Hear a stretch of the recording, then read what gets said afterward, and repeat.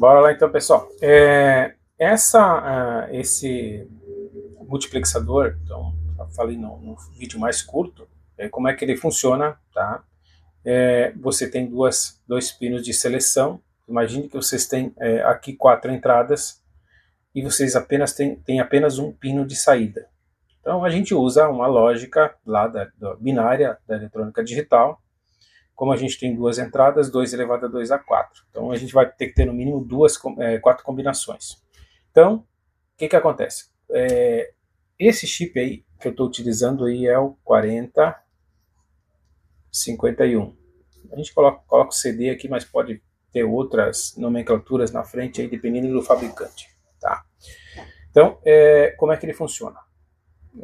Como é que funcionam essas entradas aqui? Então a gente trabalha com um método binário. Então, aqui eu colocando nos dois pinos aí, quando eu falo em 0, se eu estou utilizando o Arduino, é o pino de saída desligado. Se eu estou falando em 1, eu estou falando do pino ligado com 5 volts. Tá? Se eu estou utilizando aí, por exemplo, um ESP32, um ESP8266, o que vai mudar é a tensão, que é 3.3. Tá?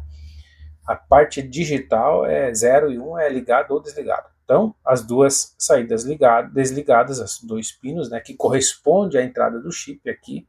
Então, eu estou selecionando sempre a minha primeira entrada. Quando eu ligo a entrada A e deixo a entrada B desligada, então eu estou selecionando a segunda. Se eu deixo a minha primeira entrada, que é a A, desligada, e a B ligada, eu estou selecionando a terceira. Quando eu ligo as duas, eu estou selecionando a quarta, que é a D. Então, veja, a gente faz uma varredura e ele fica sempre repetindo.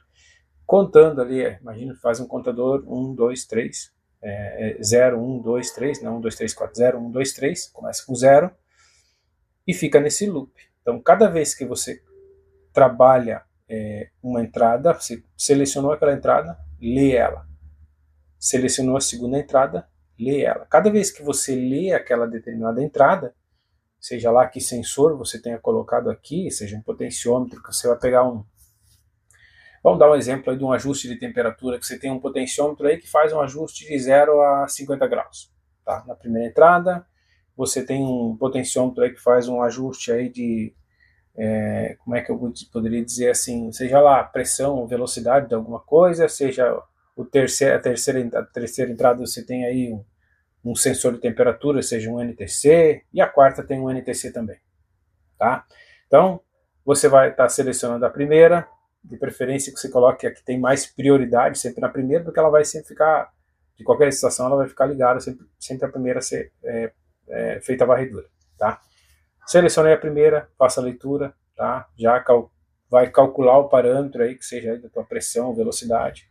Então, lê a segunda, faz o mesmo procedimento, lê a terceira, faz o mesmo procedimento, lê a quarta, faz o mesmo procedimento. Tá? O que mudou de estar utilizando, por exemplo, um pino de entrada analógica para cada sensor que eu tenho utilizado? A questão de processamento, né? Você tem que trabalhar com 4 entradas analógicas, tá? Então é tudo uma coisa mais, digamos, mais complexa. Tá? Nesse caso, que está trabalhando com 2 saídas digitais para controlar o chip, capturando por uma entrada analógica somente, tá? Então veja como acaba simplificando, né? Se você tem ali, ó, digamos que eu mostrando o Arduino Uno aí na aplicação aí, e eu estou utilizando algumas coisas para as entradas analógicas aí, um teclado, por exemplo, eu estar utilizando aqui um teclado analógico também. No final das contas começa a faltar pino. Aí você acaba tendo que fazer algumas escolhas tipo essa aqui, tá? Então veja como ela acaba simplificando. Tá? Esse aqui é um exemplo que eu estou dando aí. Esse chip aí ele pode ler até 8 entradas, utilizando apenas uma entrada analógica. Você consegue com esse método de seleção, só que daí no caso aqui vai ter mais um pino, né, que é o pino C. 2 elevado à terceira vai dar 8. Tá? Então ó, vai aumentar aqui o tamanho dessa tabela, mas o procedimento é parecido.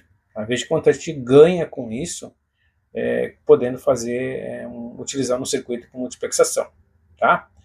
Vamos lá agora a gente vai lá no computador, vamos ver o circuito, como é que funciona, e depois a gente vê um código aí, para vocês entenderem um pouquinho melhor aí, como o código fica, na verdade o código fica bem simples, tá? mas vocês conseguem entender e conseguem talvez ver alguma aplicação interessante para esse tipo de circuito, tá? Os circuitos, as eletrônicas mais antigas utilizavam bastante esses 4051, tá? Principalmente aí questão de leitura de sinais em CLP. Como você viu, o hardware sempre foi limitado, então a gente acabava tendo que enxugar, né? Então o pessoal acaba fazendo um milagre aí com pouco hardware, tá? Tanto é que alguns CLPs aí dos anos 80, início dos anos 90, é uma placa só, extremamente enxuto o hardware, e você olha a nível do que está sendo desenvolvido hoje, se bem que a tecnologia é um pouco diferente, né, mas os equipamentos funcionavam para a questão da época e com bastante funcionalidade. Então o pessoal trabalhava, a lógica de programação também era bastante orientada à assembly, né, então realmente o pessoal aproveitava o máximo de memória, o máximo de processamento que tinha para fazer o que tinha disponível na época e o que precisava. Tá? Então, vamos ver agora como é que fica o código. Tá? Vamos ver o esquema no computador, como é que vocês conseguem ter uma visualização melhor do que a montagem assim, porque é mais difícil. Eu teria que estar montando cabinho por cabinho. Tá? E aí acaba ficando um vídeo extenso, aí, que às vezes fica cansativo. Tá bom? Tudo bem, pessoal? Então, é interessante aí, acostumar, dar uma verificada no datasheet dos componentes quando a gente pega. Aqui está o datasheet do 4051B. A gente pega aí, digita no Google aí, CD 4051, espaço datasheet, que vai aparecer o datasheet. Nesse caso aqui é o fabricante da Texas, tá? O datasheet tem todas as informações técnicas de cada componente que você vai precisar analisar. Esse aqui, como se trata da família CMOS, tá? A tensão de trabalho aí está entre 3 e 20 volts, tá? Segundo o datasheet, além de multiplexador, ele também funciona como demultiplexador. Tá? Principais aplicações aí desse componente aí: circuitos digitais, conversão de sinal digital, televisores e muitas outras aplicações como áudio, controladores lógicos programáveis, sensores. Tá? Então, a aplicação dele é bastante ampla. Conforme eu havia mostrado no primeiro desenho, tá? Naquela lousa. Então ele tem um pino NH, que é onde a gente desabilita essa chave aqui, então, a chave principal. Independente da seleção que a gente está fazendo aqui, o sinal não sai aqui no COM, né? Então é uma chave que, no nosso caso, depois eu vou mostrar, ela está aterrada, tá? Para funcionar. A gente tem os 3 pinos de seleção, A, B e C, onde a gente coloca os valores binários, tá? Lembra que eu coloquei lá os valores binários, tá? 0, 1, 2, 3, 4, 5, 6 e 7. Então começa com 0 e termina com 7. A gente vai fazer um teste lá no nosso caso ali com 4 potenciômetros, mas poderia ser sensores, tá? Para que a gente tenha noção. Aqui mais para baixo eu verifiquei. Aqui está a pinagem dele. Então, pino INH que é o pino de seleção da saída, ó, ou entrada, né? Vocês vejam que ele está identificado aqui, esse pino 3, como in-out, no comum, né? In-out. Então, se ele é multiplexador ou demultiplexador, ele vai ter a função de entrada ou saída. Se ele é um demultiplexador, ele vai de várias entradas, ele vai para uma saída só. Se ele é um multiplex, vai pegar de uma para várias. Tá? Então, no nosso caso aqui está utilizando ele para ler sinais de sensores. Então a gente vai estar utilizando isso aqui como uma saída. Tá? Vai sair os valores de que a gente está fazendo leitura aqui nos sinais analógicos. Ok? Mas tem mais um outro desenho que eu queria mostrar para vocês, que vai ser muito parecido com o que a gente vai fazer na prática. Deixa eu achar aqui.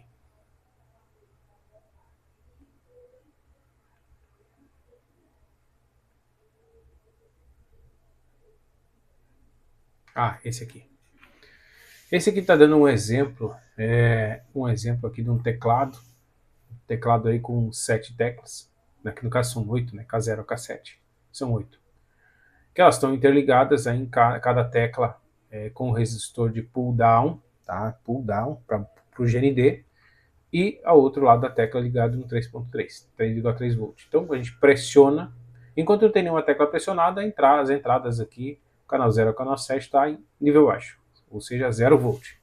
A partir do momento que pressionou uma delas, por exemplo, pressionei a K3 aqui, então vai ter 3.3 aqui na entrada desse pino, nesse pino aqui, que seria o canal 3. E aí, claro, com o programa rodando, vai estar fazendo essa seleção aqui, quando chegar no canal 3, então vai ler o valor, estando aterrado aqui, a chave vai estar fechada, eu vou ter aqui no sinal, na saída aqui no pino INH, que vai para a entrada do microcontrolador lá, que vai fazer a leitura. Então, à medida que ele vai contando aqui a seleção, né, ele conta de 0 até 7, e vai colocando esse número binário aqui nas 3 chaves.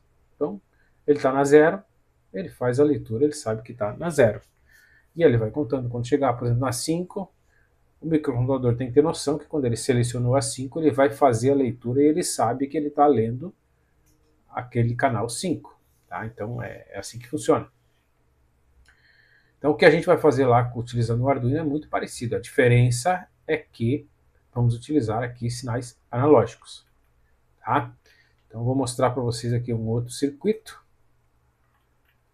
que é um circuito feito no FreeSync. Tá? Esse aqui fica mais legalzinho. Né? Então, aqui tem os pinos que a gente está utilizando para fazer a seleção lá do A, B e C.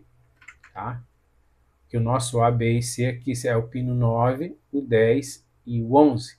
Então, o A a gente tem, é o pino 11, o B é o pino 10 e o C é o pino 9. Então, eles estão interligados aqui nos pinos do Arduino Uno, tá? No pino 2, 3 e 4. O nosso pino 3, que está aqui, está ligado no pino A0, que a gente está trabalhando com sinal analógico, tá? Então está aqui 74HC, HC4051 é a mesma coisa, ó. Tem esse 74 que é um high speed, ele é um dos mais rápidos da família, né? Então tem algum no meio da família aqui do CMOS, tem alguns componentes que trabalham com uma frequência mais alta. Então normalmente eles vêm com HC aqui. Então aqui os pinos 12, 13, 14 e 15 são os pinos que estão ligados aí nos potenciômetros. Tá? Então, a nossa entrada A0 vem no pino 13, A1 no 14, A2 no 15 e ali no 12 está a nossa entrada 3. Tá?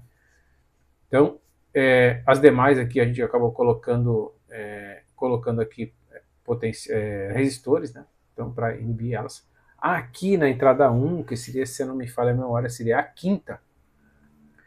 Eu até coloquei um circuito, mas ele não está habilitado. Eu lembrei de colocar depois para mostrar para vocês como se fosse colocar um NTC, por exemplo, como é que ia ser. Esse valor aqui, por padrão, eu sempre uso um valor aqui 2,2.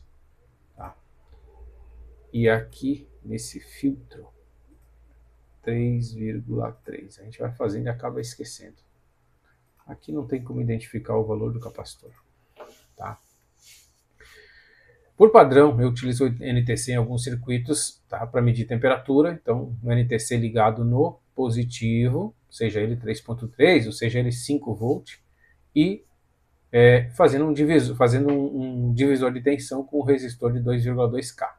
Tá? Então, aqui na saída, dependendo da temperatura que a gente vai aplicando em cima do NTC, ele vai variando o valor da resistência e, consequentemente, o valor do divisor de tensão aqui vai se alterando. Tá? Então, esses dois componentes que tem aqui na saída é um filtro RC, é um filtro passa-baixo, tá?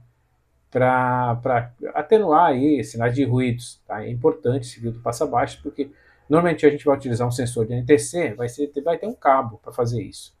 Vai estar medindo a temperatura em algum lugar e vai ter um cabo. Então, no início, quando eu comecei a trabalhar com esse projeto aí, utilizando sensor de temperatura, eu vi que é muito sensível, inclusive a gente pegando o cabo na mão, aí ele acaba alterando as medidas, tá? Então fica muito sensível o circuito, e aí, claro, entrou o tal do filtro, um filtro passa-baixa aí resolveu o problema, tá?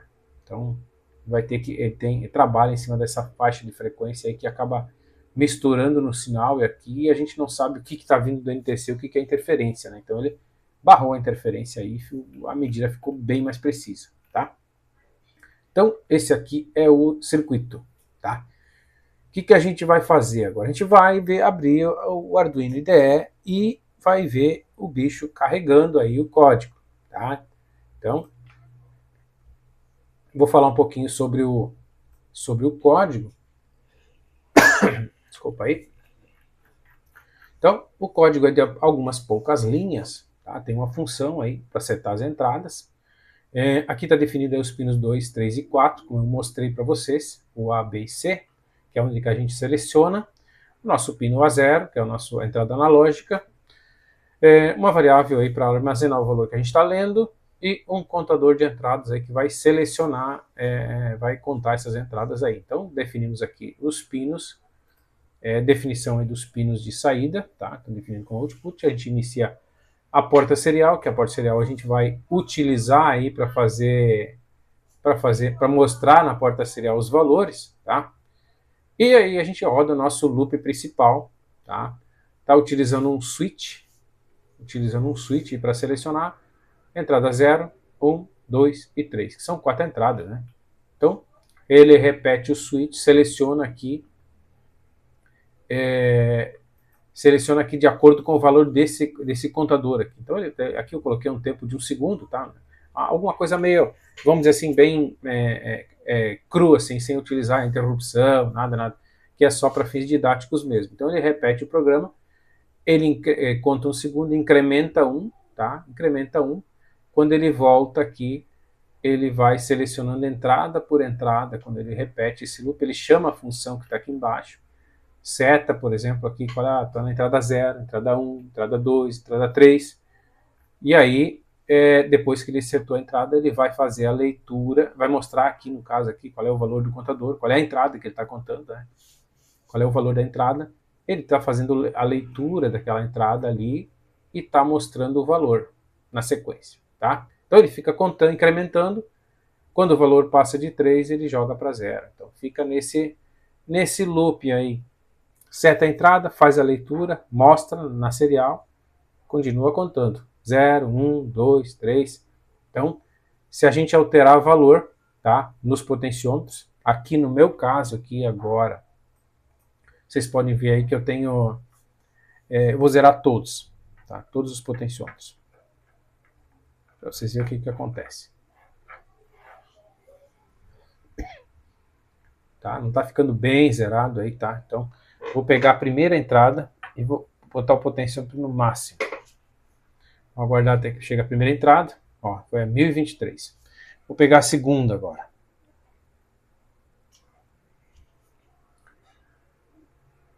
Ó, foi a 1023. A terceira. 2, 3. Foi. Então tá um pouquinho quebrado o valor. E agora a última. Teoricamente, todas elas tinham que ficar com 1023. Tem uma entrada aí, que é a entrada 2, né? Tá dando um valor um pouquinho diferente. Depois tem que ver se não tem alguma coisa de montagem aí. O próprio potenciômetro já está meio desgastado aí, porque é um que eu uso bastante para fazer circuitos aí, tá? Então agora eu vou pegar a primeira, vou zerar ela. Está aparecendo 4. Isso é alguma coisa que, se a gente faz profissionalmente o projeto, tem que tratar isso para ver o que está acontecendo, que pode ser aquele negócio que eu falei para vocês aí da interferência, tá? Então a gente trata aquilo ali, ou provavelmente bota um resistor de alto valor nessa entrada para aumentar a impedância, tá? E daí depois a gente trabalha isso aí para que fique, quando zerar o potenciômetro, zero, e quando aumentar o potenciômetro vai lá para 1023. Beleza? Então agora eu vou mostrar para vocês o circuito montado. Então, pessoal, está aqui o circuito montado. Tá? Então vejam que nos pinos 2, 3 e 4 estou fazendo a leitura, estou fazendo acionamento, aí setando o CI, né? Então, lá nos pinos 9, 10 e 11. Aqui estão conectados os potenciômetros, que eu estava mostrando para vocês, que está fazendo a variação no valor ali lido, né? Conforme a gente vai variando eles de 0 a 5. Eles vão mostrando o valor ali na porta serial. Então, é um circuito bem simples. Tem o pino 3, o pino 3 aqui do CI está ligado na entrada A0 aqui da entrada analógica. onde a gente está fazendo essa leitura e mostrando na porta serial. Então a montagem é bastante simples, tá? Se vocês querem praticar aí, é só dar uma parada no vídeo onde eu mostro o esquemático lá que eu estou explicando no Fritzing, e aí vocês conseguem acompanhar. Então aqui está novamente os valores saindo na serial. Esses valores aqui, se vocês trocando isso por sensor, por exemplo, aí dá para fazer, naquele caso que eu mostrei o NTC, pode ser calcular a temperatura aí de algum processo, tá? Dá para fazer muita coisa com isso, tá? Daí vamos dizer assim, deixar a criatividade rolar, dá para fazer muita coisa.